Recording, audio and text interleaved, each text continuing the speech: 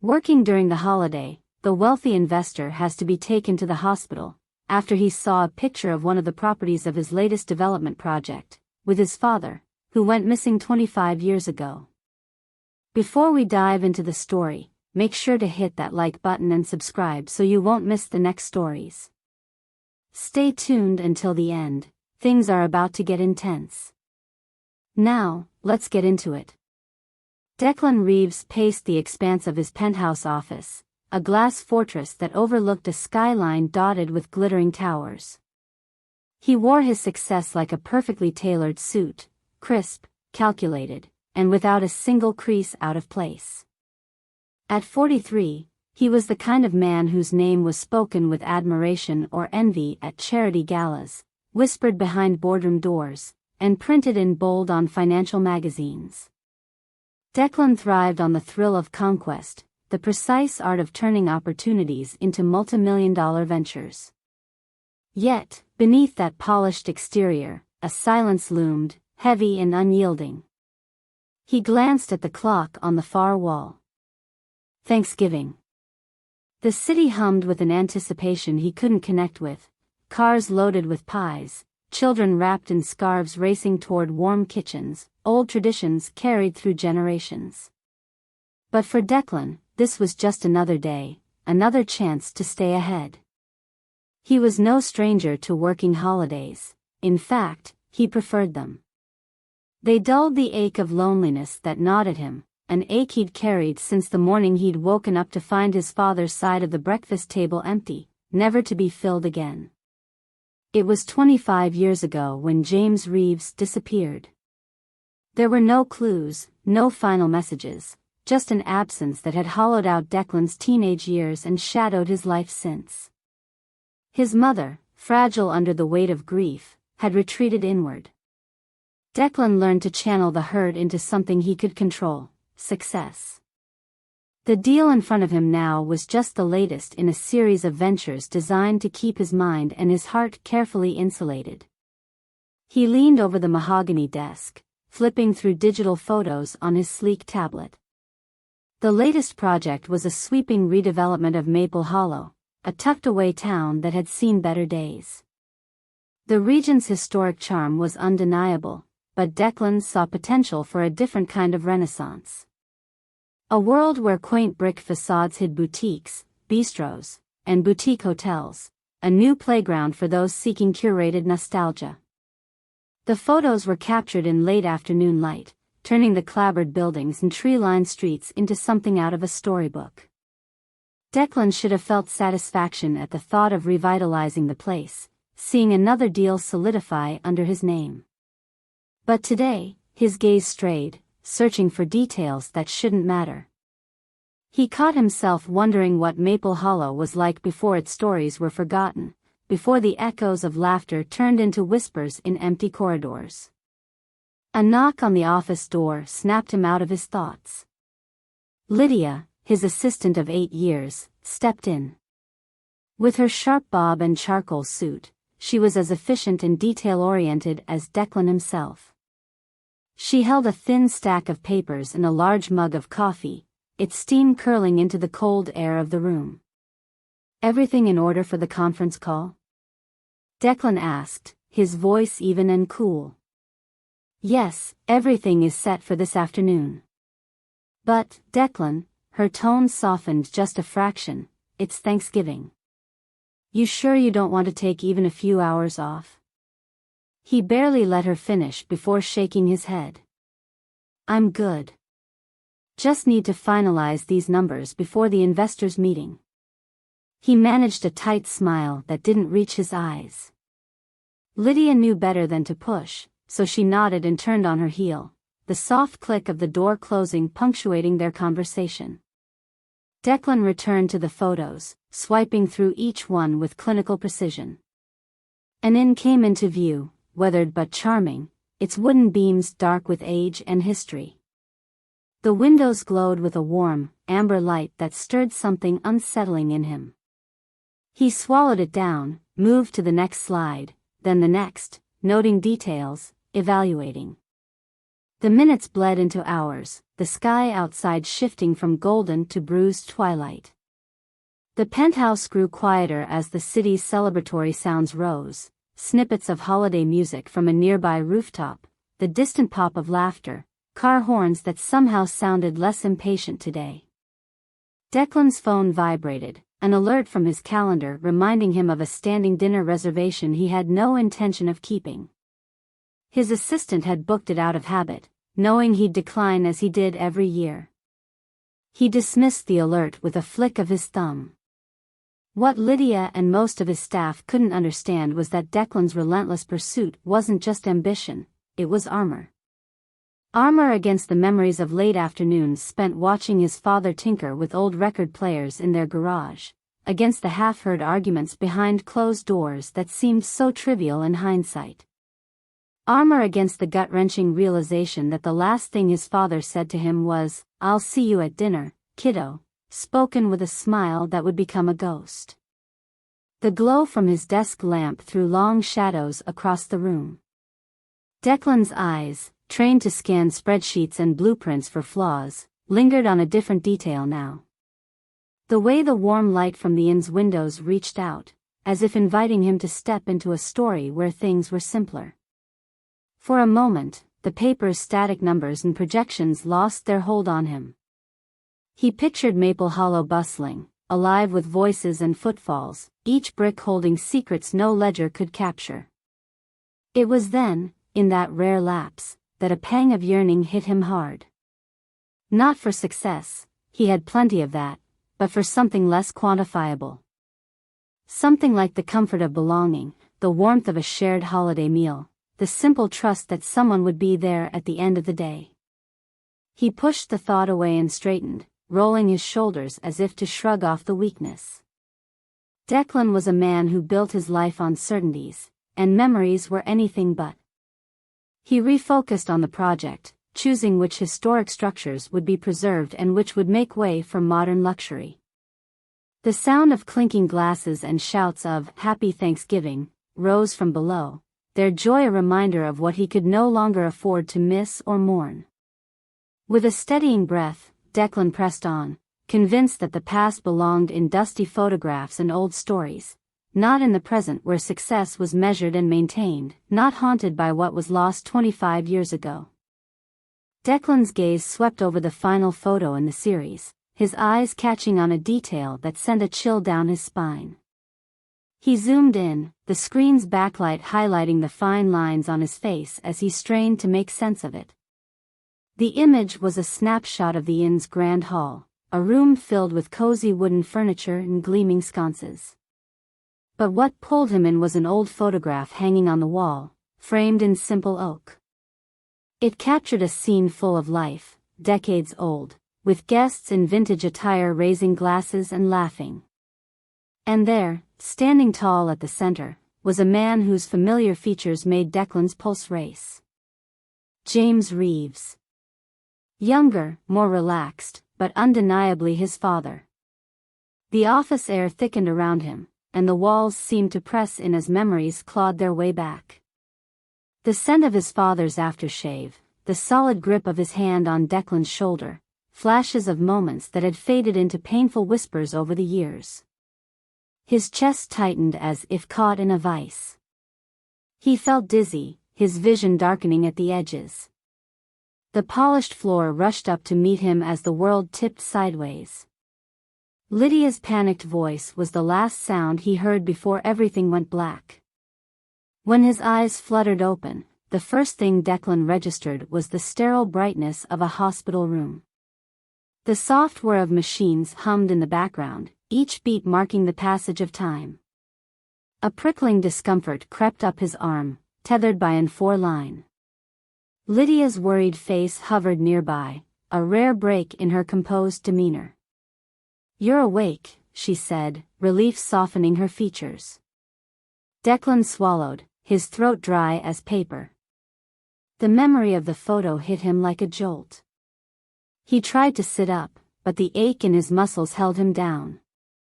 "What happened?" he croaked, though the question felt hollow. He already knew. Lydia hesitated, then moved closer. You collapsed. It was a panic attack, the doctor said. You were muttering. Dad, she added quietly. The hospital's fluorescent lights buzzed, a thin reminder of reality. Declan ran a hand over his face, trying to process the mix of embarrassment and urgency boiling within him. The last thing he wanted was to appear fragile, least of all in front of Lydia. But that photograph had shifted something deep inside, something long buried under years of calculated control. The doctor entered then, clipboard in hand, wearing an expression that blended practiced concern with the exhaustion of someone who'd worked too many shifts. Mr. Reeves, panic attacks can be quite severe, especially when they come without warning. You need to reduce stress.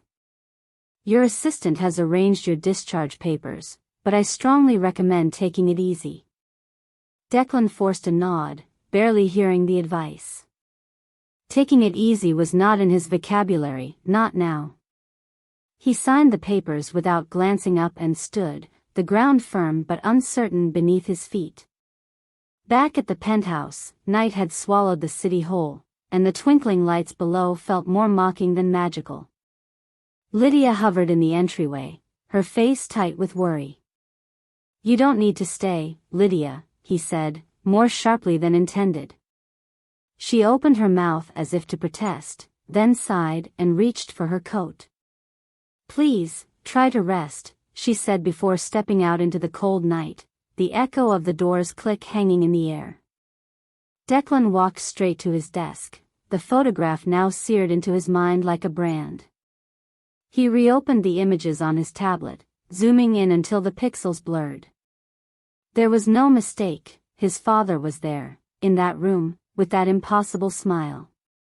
A lump rose in his throat, part fury, part grief.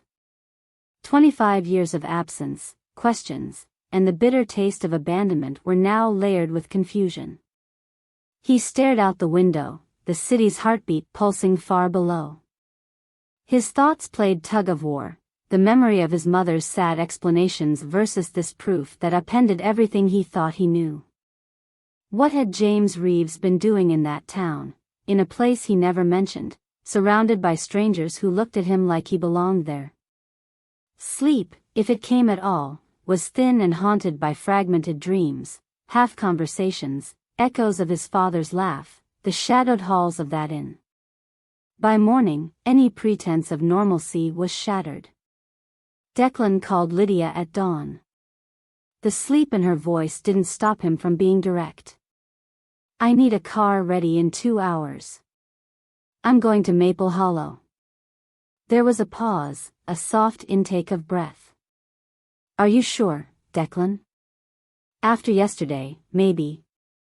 I'm sure, he cut in, running a hand through hair that felt unkempt, even to him. I have to see it myself. I need answers. The next few hours were a blur of quick arrangements and a bag packed haphazardly with essentials. Lydia stood by the car as the driver prepped for the trip, eyes filled with unspoken concern. Call me if you need anything, she said, her hand lingering on the open door as if holding him back from something she couldn't quite name. I will, Declan lied, sliding into the back seat and closing the door. The engine hummed to life, and as the city faded behind him, the road ahead stretched out like a path to an unraveling truth. He stared out the window, the highway lined with bare trees and frost-kissed fields. The rhythmic turn of the tires seemed to echo the pulse in his temples, a steady reminder that the past wasn't done with him, not yet.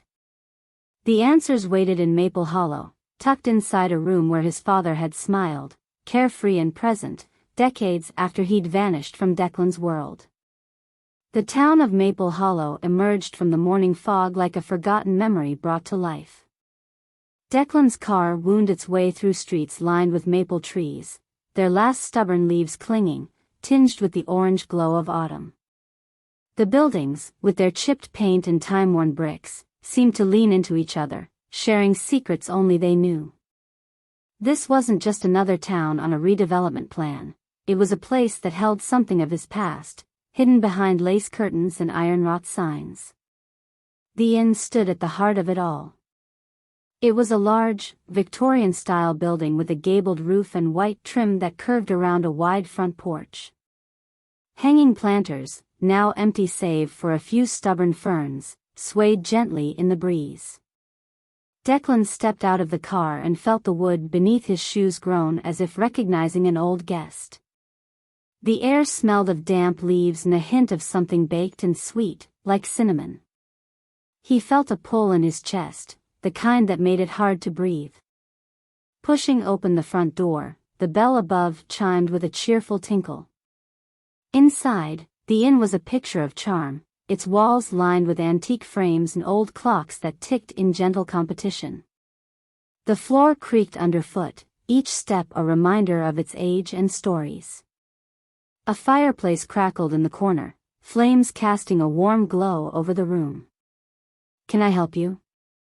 A voice, deep but welcoming, called out. The innkeeper appeared from behind the check-in desk, wiping his hands on a towel. He was a man in his 60s, with a salt and pepper beard and eyes that carried the town's history. His name tag read Tom in faded gold lettering.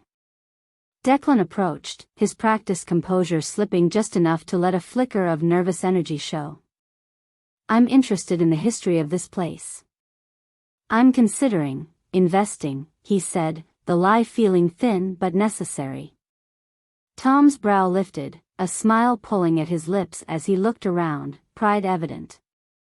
"Well, you've come to the right person. My wife used to joke I know more about this inn than I do about her.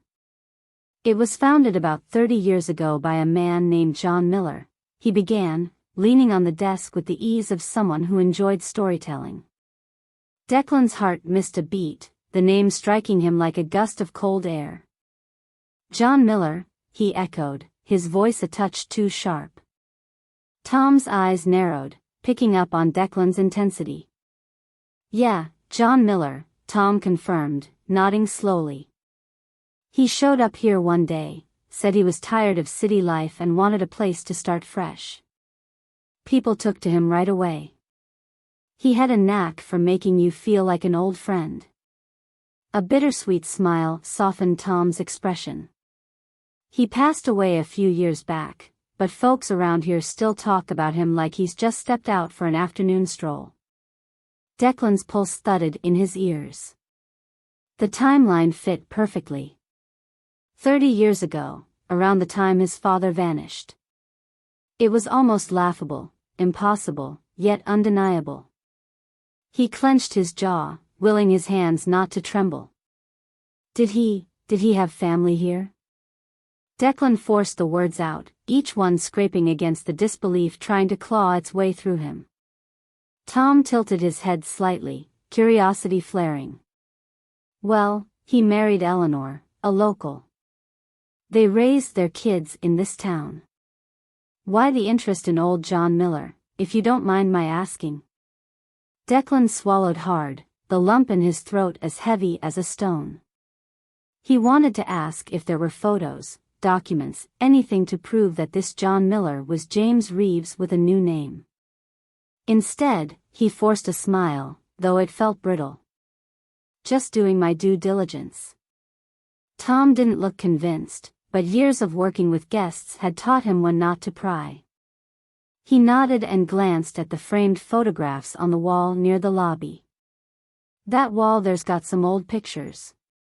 Maybe you'll find something interesting," he offered.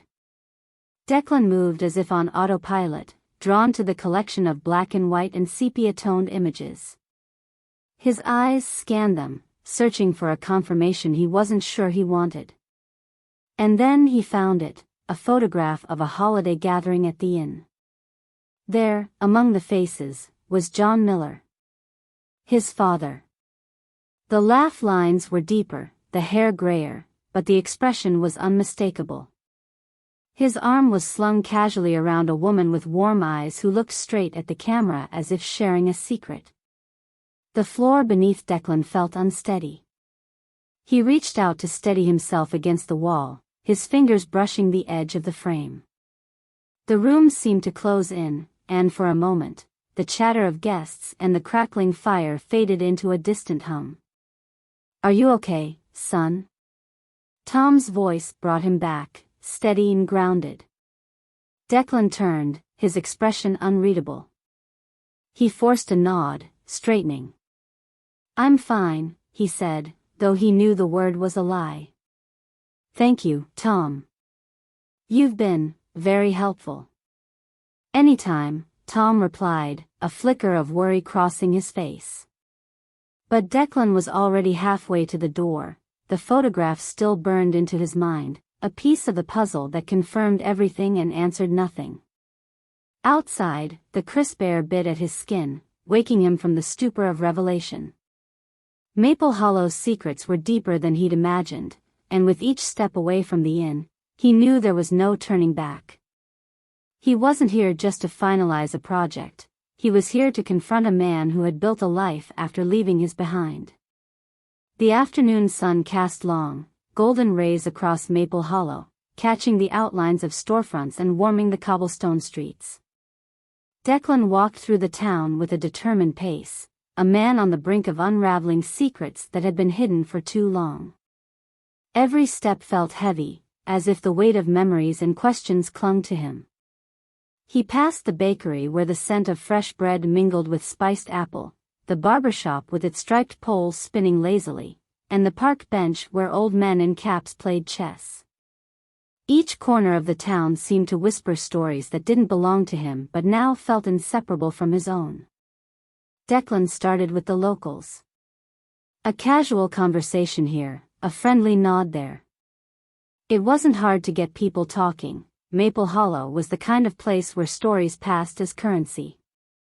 They spoke of John Miller, a man who had come with little but built the inn from the ground up.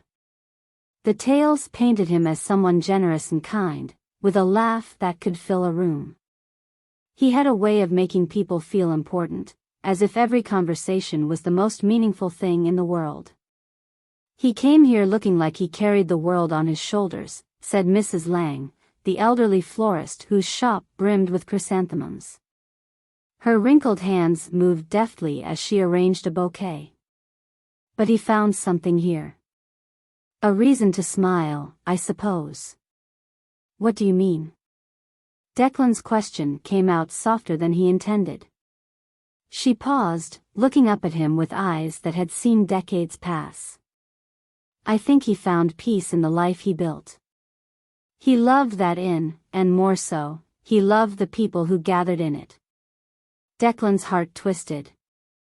Peace. It was a word that felt foreign to him, an idea out of reach.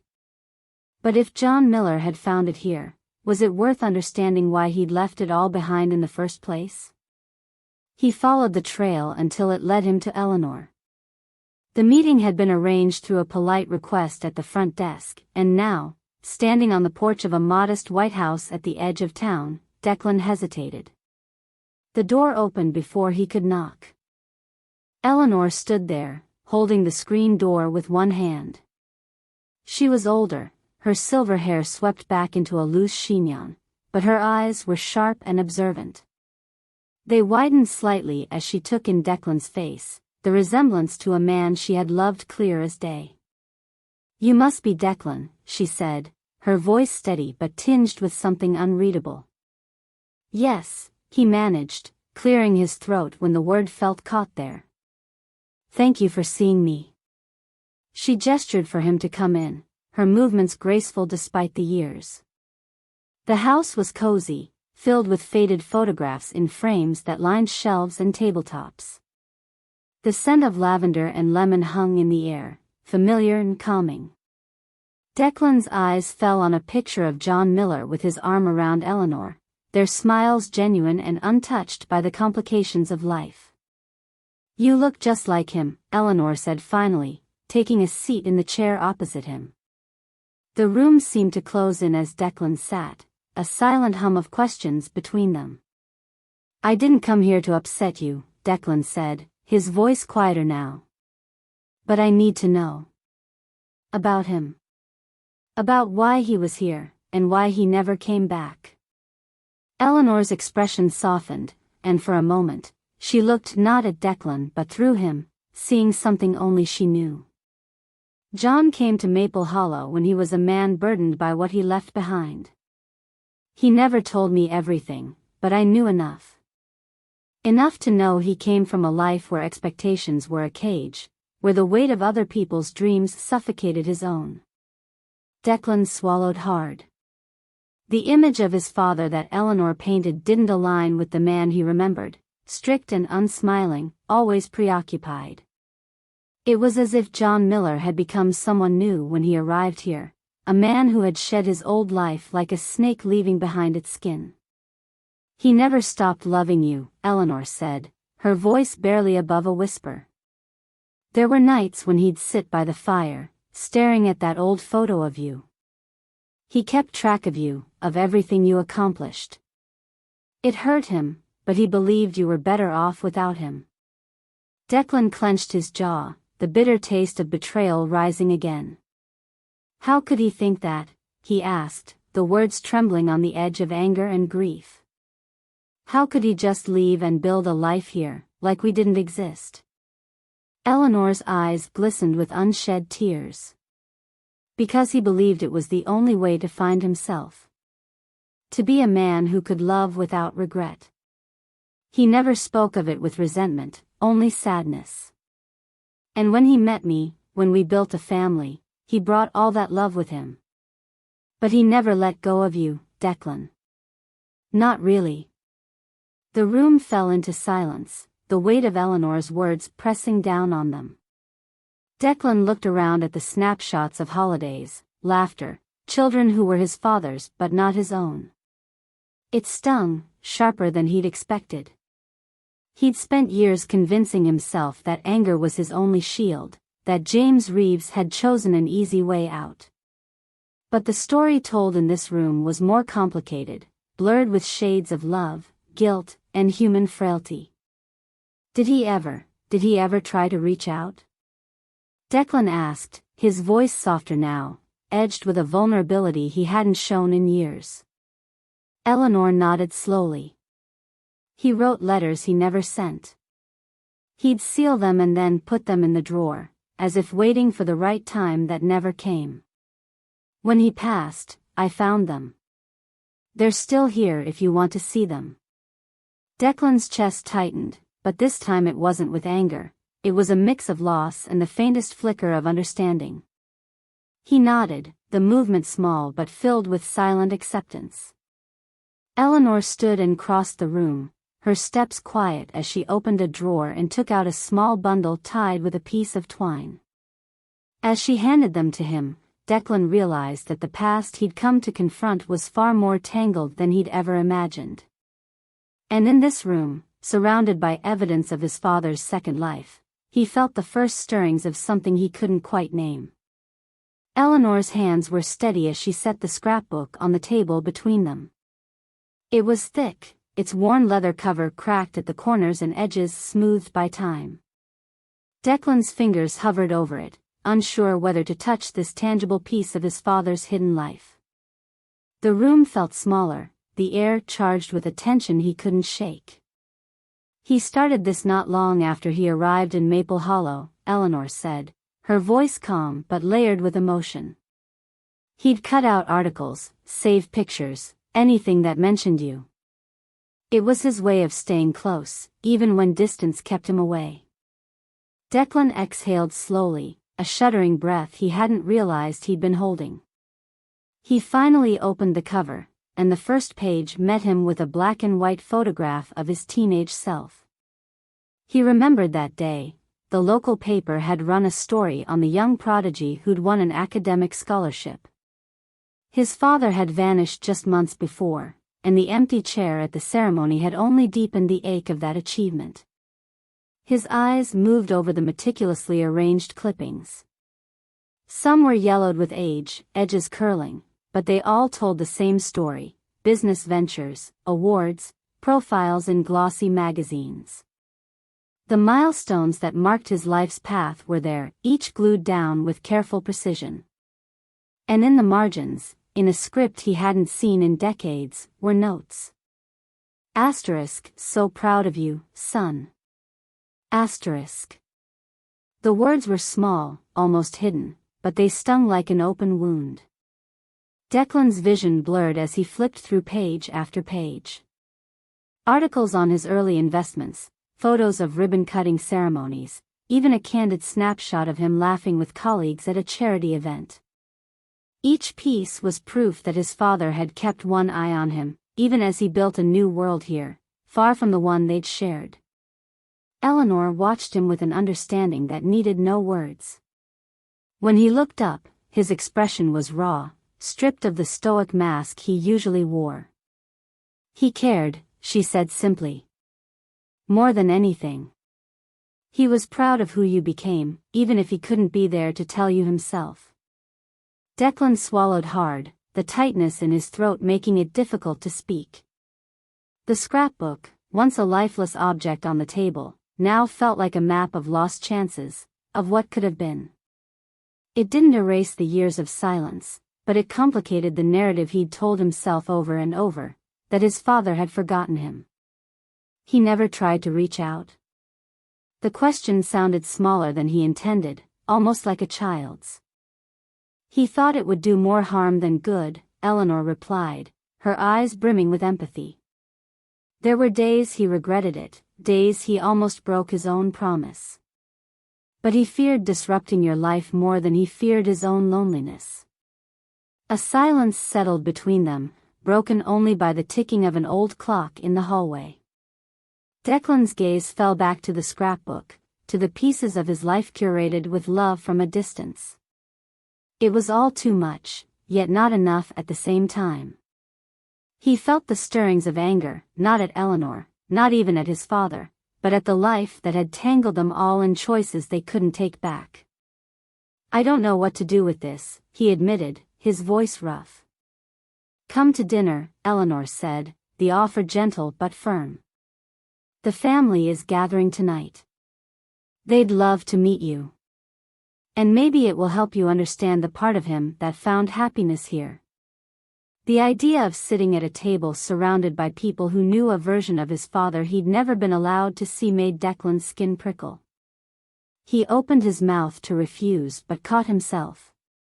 Eleanor's eyes held a mix of hope and patience, and for the first time in a long while, he didn't want to disappoint someone. Especially not her. Okay, he said after a beat, the word feeling foreign on his tongue. I'll come. Eleanor's face softened with a small smile that reached her eyes. She placed a hand on his arm, a gesture that felt warm, grounding him in a moment that wasn't just about loss, but about what could still be found. Good, she said, standing. Dinner's at 6. I'll let them know to set another place at the table. Declan nodded, his mind already running through the countless scenarios of what the evening would bring. The questions, the half-smiles from strangers who weren't strangers at all, the weight of sharing space with people who carried echoes of his father. It was daunting, but the old anger didn't flare as it once did. Instead, there was something else, an uncertain curiosity. After Eleanor left, Declan lingered in the quiet house. He traced the edges of the scrapbook one last time before closing it, the soft thump of the cover sealing away a past that wasn't his alone to bear. He stood and moved to the window, looking out at the town as the sun dipped lower, casting a warm, honeyed glow over the streets. This place, with its creaking floors and stories tucked into every corner, wasn't just a backdrop to his father's life. It was part of the narrative he was only now beginning to piece together. A narrative that included regrets, but also love, however fractured. And tonight, he would step into that story, not just as an observer but as someone willing to find out where he fit within it. The late afternoon sun dipped behind the hills, casting long shadows that stretched across Maple Hollow's winding streets. Declan stood outside Eleanor's house, the muffled sound of laughter spilling through the open windows and carrying into the crisp air. He could see movement inside, a child racing past, a woman leaning over to light candles on a dining table, faces tilted in conversation. It was a snapshot of what he had missed, an echo of gatherings that should have been part of his own story. He took a deep breath, squared his shoulders, and stepped up to the door. Eleanor greeted him with a warm smile, her eyes crinkling at the corners. "You're right on time," she said, holding the door open. Declan hesitated only for a moment before stepping inside, the room's golden light swallowing him up. The living room was alive with chatter. Photos lined the mantel and shelves, family moments frozen in time, each one whispering a piece of the life John Miller had built here. The hum of voices grew as eyes turned to meet the newcomer, some curious, others knowingly gentle. A young boy with dark, curly hair peeked out from behind a chair, his wide eyes darting between Declan and the older cousins who waved him over. "This is Declan, everyone," Eleanor announced, her voice calm but firm. The room quieted, not in an awkward way, but in anticipation. A woman who looked to be in her 40s stepped forward, her smile a mirror of Eleanor's. "I'm Martha," she said, extending a hand. "Dad talked about you more than you probably know." Declan's breath hitched at the word dad. It felt strange and misplaced, yet right here, it was natural. He nodded, shaking her hand. The introductions continued, each name adding to a growing awareness that he was among people who had known his father in a way he hadn't. The dinner table was long and crowded, filled with dishes that smelled of comfort and tradition. Plates of roasted vegetables, golden brown bread rolls, and a turkey that glistened under the warm glow of candlelight were passed around, hands moving in practiced coordination. The noise was rich with overlapping voices, forks tapping against plates, bursts of laughter over stories that had been told 100 times but never lost their magic. "Do you remember the year Dad burned the pie?" Martha said, her voice bright with amusement as she passed the gravy to the young boy at her side. He insisted he could make the recipe from memory, added another, rolling her eyes playfully. "We ended up eating ice cream sandwiches for dessert instead." The table erupted in laughter, the kind that carried years of shared history, and Declan felt a pang so deep it left him breathless. He reached for his glass of water, fingers shaking. It wasn't just the stories or the shared smiles, it was the way everyone here seemed to have a piece of his father that he never would. Eleanor's voice cut through the din, gentle and kind. "Declan, did your father ever try cooking back then?" He shook his head slowly, a weak smile tugging at his lips. "Not that I remember." He was more likely to order takeout and pretend it was homemade. The table chuckled softly, but the moment felt fragile. Declan tried to join in, but the laughter caught in his throat like splinters. He looked down at his plate, the food suddenly unappetizing. The stories shifted to memories he wasn't part of, moments wrapped in warmth that felt both inviting and exclusive. Children at the table leaned into their parents, faces lit with wonder as they listened to tales of their grandfather. He looked up and caught Eleanor's eye, her expression a blend of pride and concern. She knew. She knew how much this must feel like being caught between nostalgia and resentment, the lines between joy and loss blurring into something sharp. As another round of stories circled the table, Declan stood abruptly. The scrape of his chair against the floor silenced the room. Eyes turned to him, brows lifting in surprise. "I'm sorry," he said, the words tight and clipped. "I need some air." Eleanor started to rise, but he waved her down, managing a strained smile. "I'll be fine," he added before stepping out into the cool night.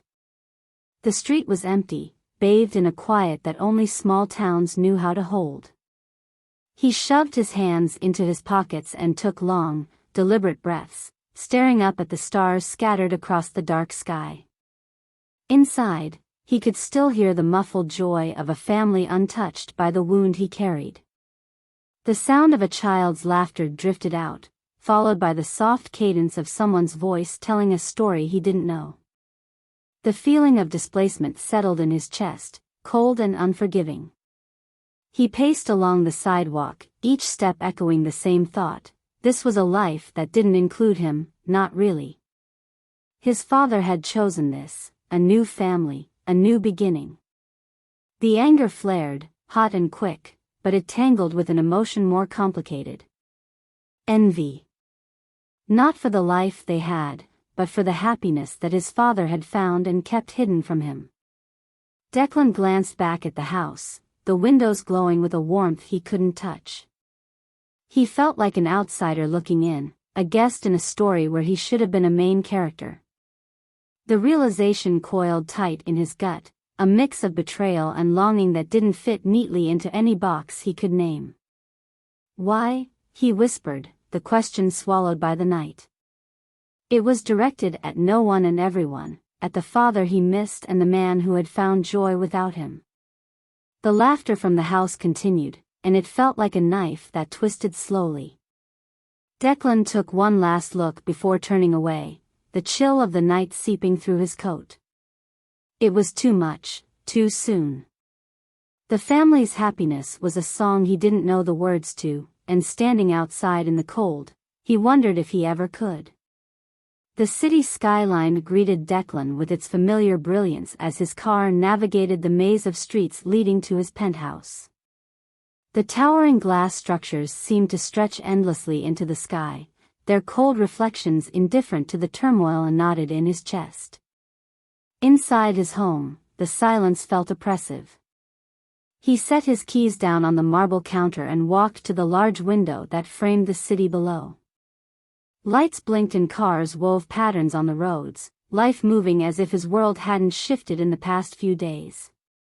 He rubbed his temples, the memories of Maple Hollow pressing against his skull like an old ache.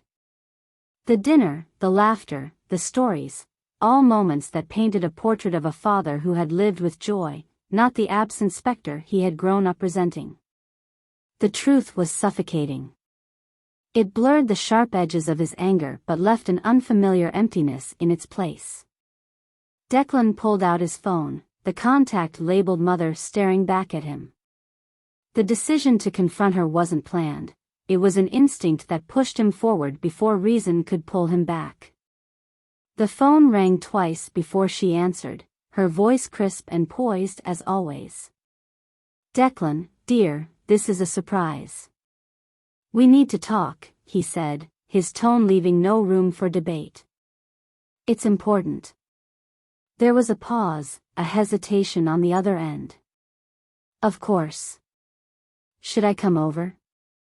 Yes. Now, please.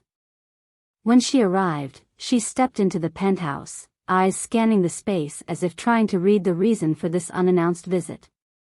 Her tailored coat fit impeccably, and her hair was swept back into a perfect chignon. She had aged gracefully, her sharp blue eyes still striking against her lined face. But today, those eyes met his with a flicker of apprehension. What's this about, Declan? She asked, her voice smooth but cautious. He didn't waste time with pleasantries. I went to Maple Hollow, he said, watching as her face shifted from mild confusion to something more guarded. Maple Hollow, she repeated, as if testing the words in her mouth. Why on earth would you go there? I found him, Declan said, the words slicing through the air. I found Dad. Her posture stiffened, and she turned away, eyes focusing on the art hanging on the far wall, anywhere but on him. Declan, your father left us. You know this. No, he snapped, louder than intended. He took a step closer, the air between them charged. I know he didn't just leave. I found out what really happened. He started over there, built a life, found peace. And I know you knew about it. A silence fell, thick and electric. His mother's fingers twitched, gripping the edge of the counter before she slowly faced him. Declan, this is nonsense. Your father left without a word. Stop lying, he interrupted, voice trembling with fury. He reached into his pocket and pulled out a photograph he had taken from Eleanor's house, a faded picture of his father at the inn. He held it up, watching as her eyes darted to it and then away, as if the sight alone could burn her. He didn't just vanish. He tried to start fresh, away from this. He gestured around the room, the polished surfaces, the suffocating perfection that had been their lives. Her shoulders sagged, and for the first time in Declan's memory, she looked less composed, less invincible. The silence stretched, heavy with things unsaid, before she spoke. "Your father wanted out," she admitted, her voice softer, almost defeated. "He was tired of the weight, the expectations, the suffocating demands. He told me he wanted a simpler life, to find happiness somewhere far from the spotlight." Declan's jaw clenched, the confirmation both a relief and a wound. "And you let me believe he abandoned us. You let me carry that hate." Tears glistened in her eyes, but she stood straighter, refusing to let them fall. "I had to make a choice, Declan. He wanted to stay in touch, to have some thread connecting him to you. But I couldn't allow that. I told him if he ever contacted you, I would take you abroad and he'd lose any chance of seeing you at all. I couldn't let him drag you into that uncertainty."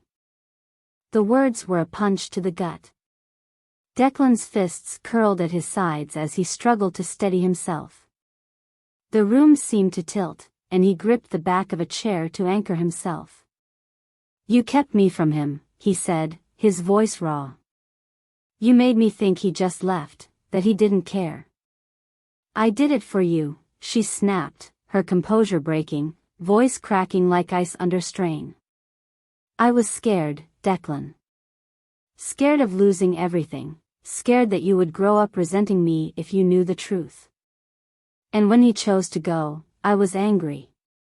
I let that anger dictate my choices." The confession hung between them, filling the room with a sorrow that felt too big to hold. Declan took a shaky breath, feeling the anger simmering beneath the surface, mingling with grief in a way that made him sick. "All these years," he whispered, turning his gaze to the city lights that had once felt like a symbol of his success, now cold and distant. "I needed to know the truth, and you let me live with lies." His mother stepped closer, eyes pleading. "I thought it was the best way to protect you. And maybe I was wrong. I see that now. But at the time, I truly believed it." Declan looked at her, the woman who had raised him in the shadow of this silence, who had built their lives on a story crafted out of fear and pride. He wanted to shout, to make her feel even a fraction of the betrayal that clawed at him. But all he could do was stare, the words lost in the storm of emotions. "Leave," he said finally, his voice flat.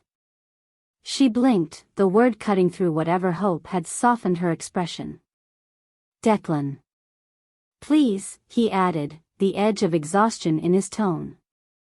She nodded slowly, eyes shimmering, and without another word, she turned and walked out, the sound of the door clicking shut a strange relief. He sank onto the sofa, the photograph still clenched in his hand, the faces in it staring back as if they too were trapped between joy and regret. The city outside glittered, unaware of the world that had just fractured within these walls. The days after the confrontation with his mother blurred into a haze. Declan buried himself in his work, driving himself harder than ever. The sterile, sharp angles of his penthouse seemed smaller now, suffocating with the echoes of the revelations that had torn through it. Each morning, he forced himself to face the view from his floor-to-ceiling windows, a city that once symbolized his triumph now reflecting back a man frayed at the edges. Emails, meetings, contracts, these were his refuge, the armor he donned to push away the memories that haunted him. He worked late into the night, eyes fixed on spreadsheets until the words blurred, mindless reports stacking up like bricks in a wall he hoped would keep the past at bay. His phone buzzed with missed calls from Lydia, invitations to gatherings, messages from colleagues wondering about his absence at lunches he used to attend without fail. He ignored them all. Days bled into nights, marked only by the change in the city's glow. The neat stack of papers on his desk became a chaos of documents, half-sipped cups of black coffee, and notes scrawled with a hand less steady than it used to be. Sleep became a rare indulgence, a brief surrender to the exhaustion that crashed over him. But the reprieve was fleeting, dreams filled with the laughter of people he didn't know and his father's voice calling his name but never finding him. One evening, as the clock ticked past 3 in the morning, Declan's vision swam, the room tilting as if the floor were moving under him. He gripped the edge of the desk, his heart thundering so fiercely that it felt like it might break through his chest. A sharp, hot pain seared through his left side, and a cold sweat broke out across his skin. He gasped, the panic rising as his breaths grew shallow and uneven. The city lights outside blurred, refracted by the dampness that gathered in his eyes. Not now, not here, the thought repeated in his mind, frantic and wild. With trembling fingers, he reached for his phone and dialed emergency services, the words barely making it past his lips. By the time the paramedics arrived, he was on the floor, pulse erratic and limbs heavy as if filled with sand. The concerned voices of strangers, their gloved hands moving quickly, became a distant hum as the world dimmed. The hospital room was cold, sterile, its fluorescent lights casting everything in an unkind glare. Declan opened his eyes slowly, the beeping monitor beside him a steady reminder that his heart was still fighting to keep him tethered to this world. The doctor, a woman with kind eyes that didn't match the clinical professionalism of her white coat, appeared at the foot of his bed. "You had a severe panic attack," she said, flipping through her notes. "The symptoms can mimic heart trouble, but your tests came back clear. Physically, you're fine, but this is your body's way of telling you that something needs to change." Declan looked away, the ceiling tiles blurring into a mesh of white. The weight pressing on his chest wasn't just from fatigue, it was years of unacknowledged pain, betrayal, and the loneliness that clung like a shadow. He nodded stiffly, unable to muster words. "You need to rest," she continued, her tone softening. "Whatever's driving you to this point, it won't go away if you keep pushing yourself like this. Rest." The word felt impossible, as foreign as peace had always been. But the fear that had gripped him in those moments on the floor still buzzed in the back of his mind, a cruel whisper that he couldn't ignore any longer. The nurse who came in later brought a clipboard, but her small smile as she adjusted his pillow spoke more than any prescription. The hours that followed were long and silent. The city outside continued its pulse, cars winding through the veins of streets while he lay there, disconnected. His phone buzzed on the side table, Lydia's name flashing on the screen with a missed call. A flood of messages followed, colleagues checking in, distant friends reaching out. But one stood out, Eleanor. "I heard about what happened. Please call me when you can. We're thinking of you." The warmth of her words cut through the cold hospital room. He stared at the message, feeling the sting of guilt and something softer that he couldn't quite name. The memory of the scrapbook, its pages filled with milestones and faded ink, came back with startling clarity. It was proof that even from afar, his father had carried him in a way Declan hadn't been able to accept until now. As dawn crept in, pale light washing over the city, Declan finally exhaled, a long, shuddering breath. The anger hadn't left, it simmered, mingling with the exhaustion that clouded his thoughts. But the fear of losing himself, of repeating the patterns that had driven his father to start over, gnawed at him with new urgency. By the time he was discharged, he felt hollow but different. The walk to the car that waited outside the hospital felt heavier, each step a reminder of the choice ahead of him. He slid into the back seat, the leather cold beneath him, and stared out as the city passed in a blur of steel and glass. The penthouse seemed even quieter than before. Papers and half-empty coffee cups cluttered his desk like relics of the siege he'd laid against his own heart. But the photo from Maple Hollow, the one he had taken with him, remained on the side table. He picked it up, fingers tracing the faces that looked out, unaware of the pain and longing they would leave behind. Declan sank into the chair by the window, the city sprawling beneath him like a restless ocean. For once, he didn't reach for his phone or his laptop.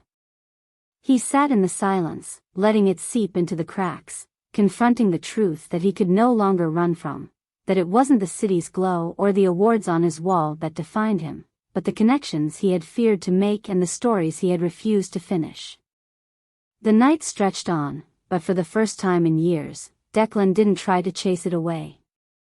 The morning light seeped through the sheer curtains, casting a soft glow across the penthouse's cold, modern interior. Declan sat at the kitchen table, hands wrapped around a mug of coffee that had long since cooled. The city outside pulsed with its usual rhythm, but today, its noise seemed muted, distant. He took a sip and winced at the bitterness, setting the mug down as he exhaled a shaky breath. The days since his hospital scare had been quiet, filled with an introspection he had avoided for years. Memories surfaced unbidden, his father's stern expression as he worked late into the night, his mother's clipped tones when discussing dinner plans that always excluded James, the muffled sound of doors closing on conversations Declan was too young to understand. He realized now that both parents had been trapped, caught between what they believed they had to be and what they truly wanted.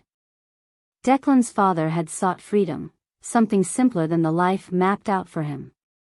His mother had clung fiercely to the stability that wealth and reputation provided, fearing anything that might dismantle it.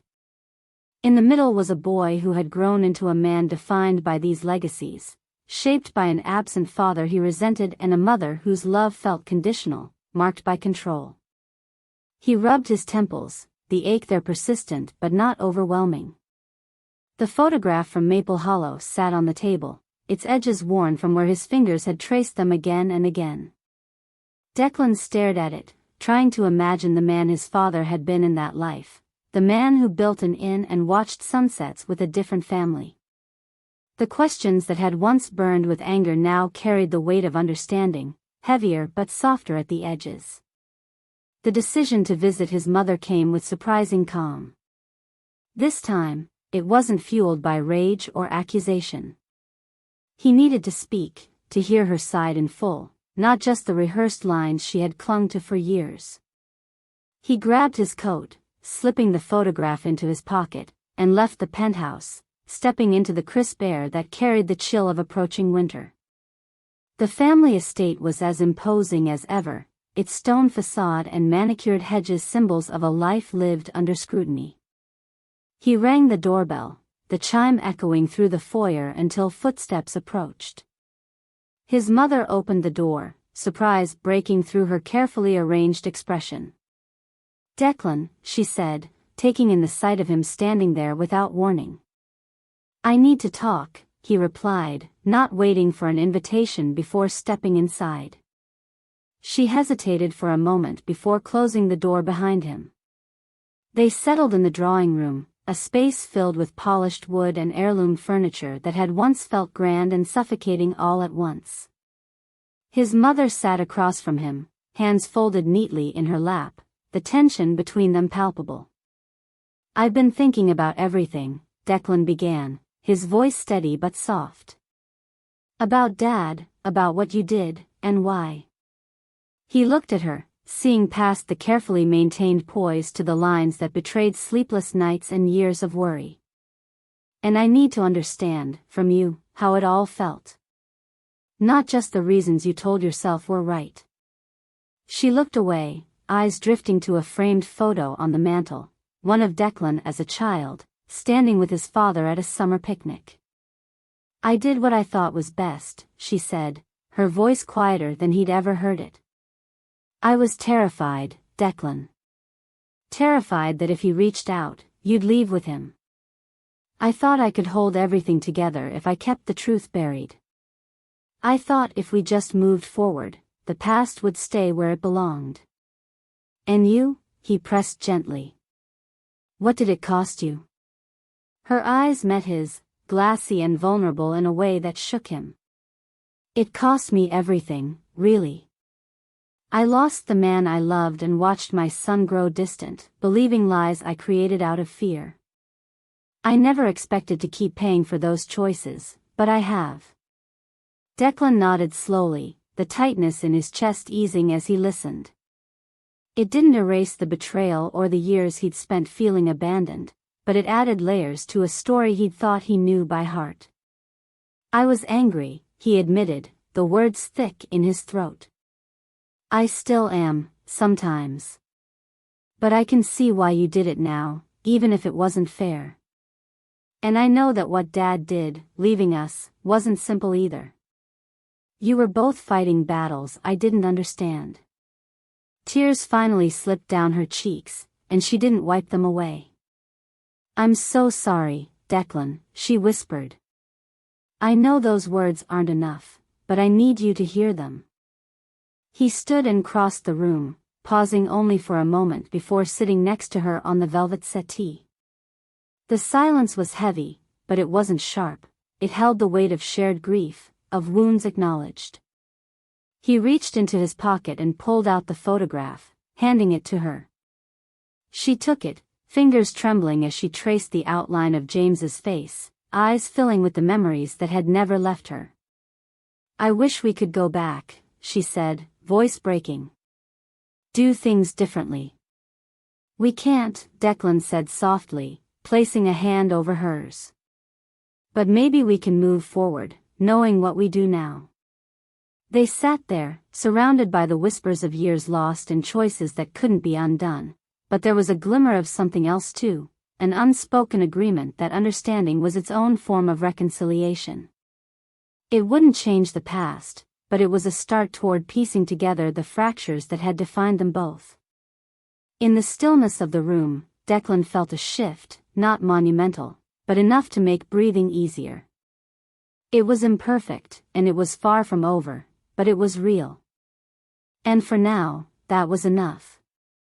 The road to Maple Hollow was familiar now, winding through the rolling hills that led to the town's quiet streets.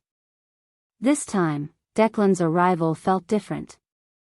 There was no urgency, no gnawing need for answers. The town met him with the same understated charm, the crisp air, the scent of firewood, and the distant sound of leaves brushing each other like whispers. He parked his car near the inn and stepped out, letting the calm seep into him. The inn looked the same, the weathered beams sturdy and welcoming, the porch full of potted plants that Eleanor tended with care. Inside, the familiar creak of the floorboards greeted him, along with Eleanor's warm smile. She stood behind the reception desk, a vase of wildflowers in hand, their colors bright against the wood-paneled walls. "Declan," she said, eyes lighting up as she set the vase down.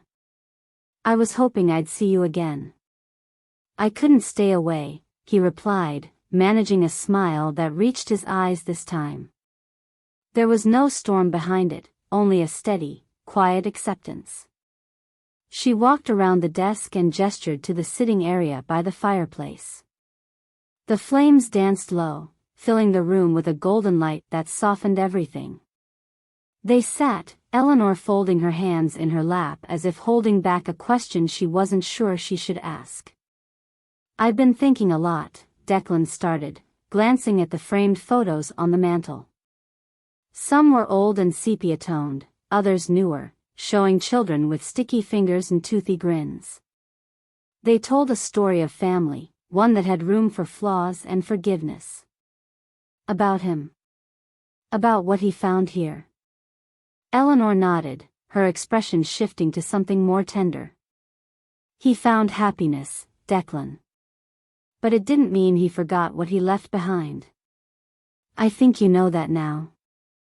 "I do," he said, the words coming easier than he'd expected. "For years, I carried so much anger. I told myself that he didn't care, that he had turned his back on us. But seeing this place, knowing what he built here, it changes things.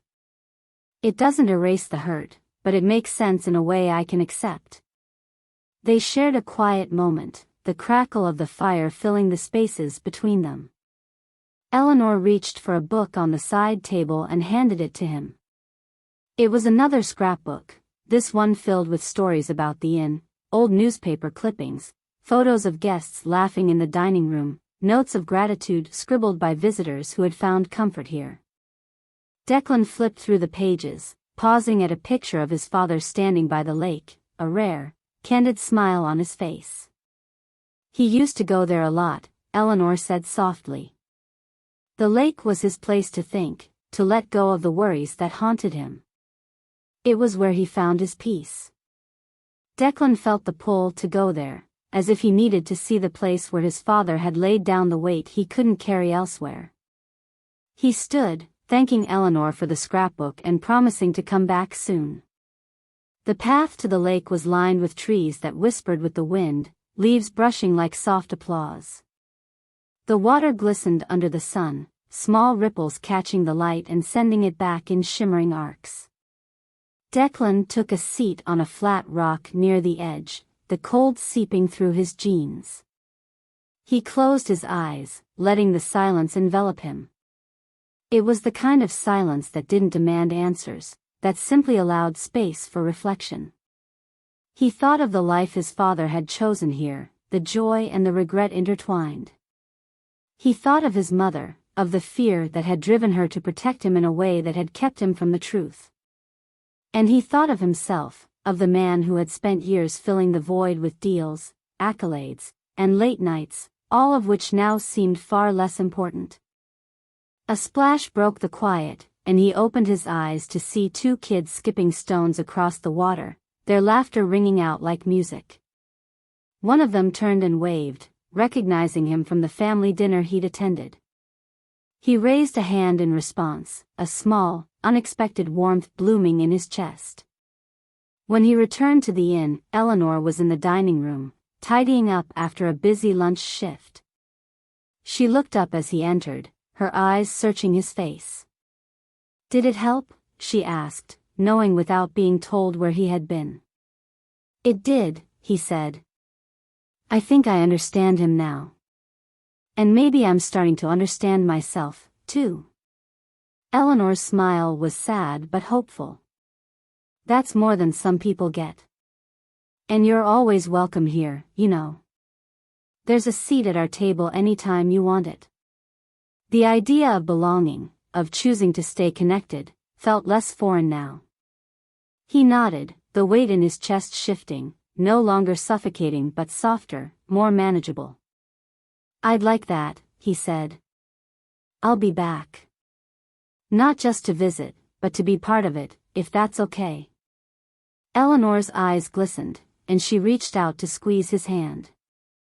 "More than okay, Declan." The rest of the afternoon passed in gentle conversation, stories about his father spilling out in a mix of laughter and thoughtful silences. Declan learned about the time John had fixed the old jukebox in the corner so it would play music late into the night, about how he'd spent days building the wooden swing set for the kids down the road. Each story was a piece of the man Declan had missed, but it also added to the man he was now choosing to become. As the sun dipped low, casting an amber glow across the inn, Declan stood at the threshold, looking out at the town that had once been just another project. It was different now, more than a place to develop, it was a part of his story, one he wasn't finished writing.